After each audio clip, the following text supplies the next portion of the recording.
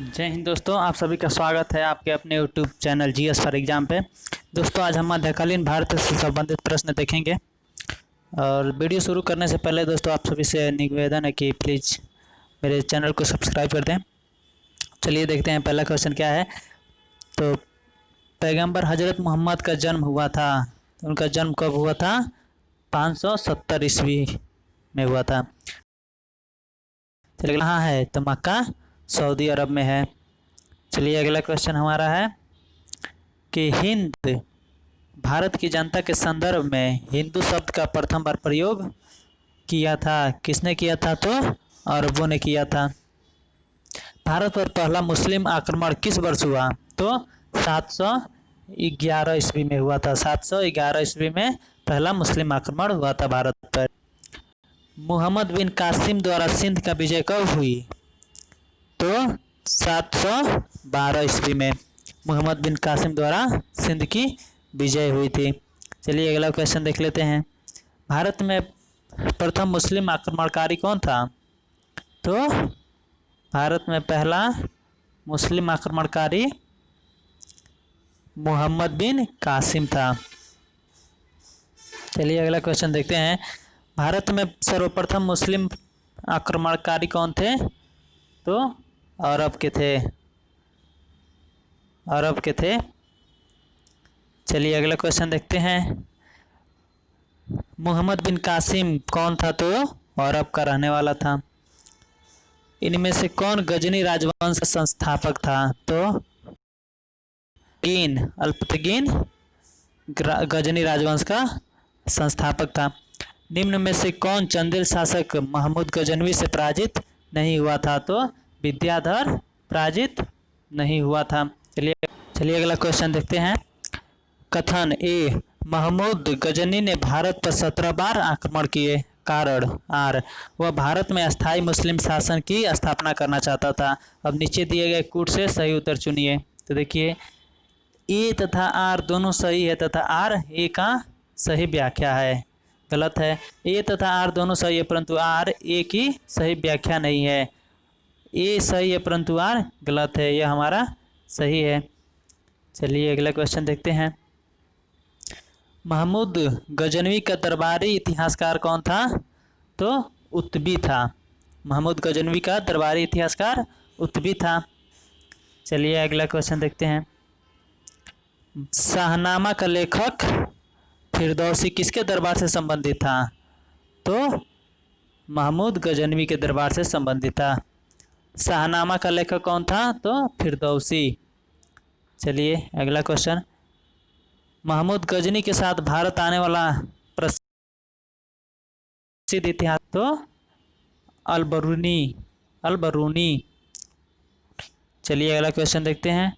अलबरूनी भारत में कब आया था? तो 11वीं शताब्दी में अलबरूनी भारत में आया था। चलिए हमारा अगला क्वेश्चन है। महमूद गजनी के साथ भारत आने वाला मुस्लिम विद्वान कौन था? तो वहीं अलबरूनी महमूद गजनी के साथ भारत आया था। निम्नलिखित में से कौन से अलबरूनी के संबंध में सही नहीं है? तो वह एक धर्मनिरपेक्ष लेखक था, यह सही नहीं है। वह अपने धर्म को तवज्जो देता था। अगला क्वेश्चन देखते हैं। पुराणों का अध्ययन करने वाला प्रथम मुसलमान कौन था? तो अलबरूनी था। चलिए अगला क्वेश्चन देखते हैं। अगला क्वेश्चन है, किसने एक तरफ संस्कृत मुद्रालेख के साथ चांदी के सिक्के निर्गत किए? तो महमूद गजनवी। हमारा आंसर हो जाएगा महमूद गजनवी। चलिए अगला क्वेश्चन। निम्नलिखित में से मध्य एशिया के किस शासक ने 1192 में उत्तर भारत को जीता था? तो शिहाबुद्दीन मोहम्मद गोरी ने जीता था। अगला क्वेश्चन है, मोहम्मद गोरी को सबसे पहले किसने पराजित किया? तो भीम द्वितीय, जो कि गुजरात के राजा थे, इन्होंने पराजित किया था। मोहम्मद गोरी ने जयचंद को किस युद्ध में पराजित किया था? तो चंदावर का युद्ध, जो कि 1194 में हुआ था, उसमें जयचंद की हार हुई थी। युद्ध जिसमें भारत में मुस्लिम शक्ति की स्थापना हुई तो तराइन का द्वितीय युद्ध। जिसमें पृथ्वीराज चौहान की हार हुई थी। चलिए अब अगला क्वेश्चन देखते हैं। निम्नलिखित नामों को कालानुक्रम में व्यवस्थित करें, नीचे दिए गए कूट से सही उत्तर प्राप्त करें। तो हमारा होगा पहला, सबसे पहले कौन थे? महमूद गजनवी। पहले महमूद गजनवी, फिर मोहम्मद गोरी, उसके बाद चंगेज खान और लास्ट में तैमूर, यानी हमारा ऑप्शन बी सही होगा। अगला क्वेश्चन देखते हैं। किस मुस्लिम शासक के सिक्के पर देवी लक्ष्मी की आकृति बनी है? तो मोहम्मद गोरी के सिक्कों पे। चलिए अगला क्वेश्चन है। भारत में मोहम्मद गोरी ने किसको प्रथम अख्ता प्रदान किया था? तो कुतुबुद्दीन ऐबक को प्रथम अख्ता प्रदान किया था। मोहम्मद गोरी के किस दास ने बंगाल एवं बिहार पर विजय प्राप्त की? तो बख्तियार खिलजी ने बंगाल एवं बिहार पर विजय प्राप्त की, और बख्तियार खिलजी ने ही प्रसिद्ध विश्वविद्यालय नालंदा विश्वविद्यालय के पुस्तकालय को नष्ट किया था। चलिए अगला क्वेश्चन देखते हैं।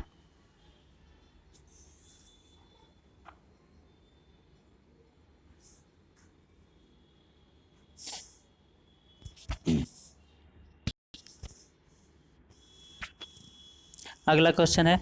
गुलाम वंश का प्रथम शासक कौन था? तो कुतुबुद्दीन ऐबक। अगला क्वेश्चन है। गुलाम वंश का संस्थापक? तो कुतुबुद्दीन ऐबक ही था। चलिए, दिल्ली सल्तनत का कौन सा सुल्तान लाख बख्श के नाम से जाना जाता था? तो कुतुबुद्दीन ऐबक। लाख बख्श का उपाधि उसे दिया जाता था जो बहुत ही दानी होता था। चलिए अगला क्वेश्चन है। 2.5 दिन का झोपड़ा क्या है? तो 2.5 दिन का झोपड़ा एक मस्जिद है। निम्नलिखित में से किसने प्रसिद्ध कुतुब मीनार के निर्माण में योगदान नहीं दिया? तो गयासुद्दीन तुगलक ने इसके निर्माण में योगदान नहीं दिया था। कुतुबुद्दीन ऐबक की राजधानी थी? तो कुतुबुद्दीन ऐबक की राजधानी लाहौर थी। कुतुबुद्दीन ऐबक की राजधानी लाहौर थी। चलिए, सुल्तान कुतुबुद्दीन ऐबक की मृत्यु कैसे हुई?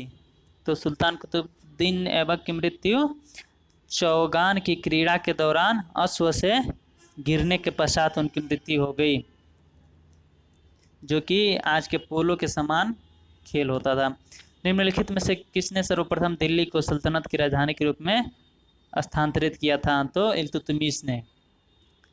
दिल्ली का वह प्रथम सुल्तान कौन था जिसने नियमित सिक्के जारी किए तथा दिल्ली को अपने साम्राज्य की राजधानी घोषित किया? तो हमारा उत्तर इल्तुतमिश होगा। इल्तुतमिश। चलिए अगला क्वेश्चन देख लेते हैं। दिल्ली का प्रथम मुस्लिम शासक कौन था? तो इल्तुतमिश था। निम्नलिखित में से कौन मध्यकालीन भारत की प्रथम महिला शासिका थी? तो राजिया सुल्तान, यही प्रथम और एकमात्र महिला मुस्लिम शासिका थी। चलिए, मंगोल आक्रमणकारी चंगेज खान भारत की उत्तर पश्चिमी सीमा पर निम्न में से किसी काल में आया था? तो इल्तुतमिश के शासनकाल में आया था। दिल्ली का कौन सुल्तान मंगोल नेता चंगेज खान का समकालीन था? तो इल्तुतमिश चंगेज खान के समकालीन था। चलिए अगला क्वेश्चन। किस शासनकाल में मंगोल प्रथम बार सिंधु के तट पर देखे गए? तो वहीं इल्तुतमिश। चलिए देखिए, चंगेज खान के अधीन मंगोलों ने भारत पर आक्रमण किया था? तो इल्तुतमिश के शासनकाल में। चलिए अगला क्वेश्चन। चंगेज खान का मूल नाम क्या था? तो तेमुचिन। चंगेज खान का मूल नाम तेमुचिन था। चलिए अब अगला क्वेश्चन देखते हैं। अगला क्वेश्चन। इल्तुतमिश ने बिहार में अपना प्रथम सूबेदार किसे नियुक्त किया था? तो मलिक जानी को। अगला क्वेश्चन है। राजिया बेगम को सत्ताच्युत करने में किसका हाथ था? तो तुर्कों का हाथ था। उसी की वजह से राजिया सत्ता से हटी। दिल्ली के सुल्तान बलबन का पूरा नाम गयासुद्दीन बलबन था। चलिए अगला क्वेश्चन देखते हैं। दिल्ली के किस सुल्तान के विषय में कहा गया है कि उसने रक्त और लौह की नीति अपनाई थी? तो बलबन ने रक्त और लौह की नीति अपनाई थी। नीचे दो वाक्य दिए गए हैं, एक को कथन ए और दूसरे को कारण आर कहा गया है। कथन ए, बलबन ने अपने शासन को शक्तिशाली बनाया और सारी सत्ता अपने हाथ में केंद्रित कर ली। कारण आर, वह उत्तर पश्चिम सीमा को मंगोल आक्रमण से सुरक्षित करना चाहता था। तो ऑप्शन है ए और आर दोनों सही है, और ए की समुचित व्याख्या आर है, जो कि गलत है। ए और आर दोनों सही है, किंतु ए की समुचित व्याख्या आर नहीं है। यह हमारा सही है, ऑप्शन बी। चलिए अगला क्वेश्चन। अपनी शक्ति को समेकित करने के बाद बलबन ने भव्य उपाधि धारण की, जिल्ले इलाही की। जिल्ले इलाही की उपाधि धारण की थी बलबन ने। चलिए बहुत बहुत धन्यवाद दोस्तों वीडियो को पूरा देखने के लिए।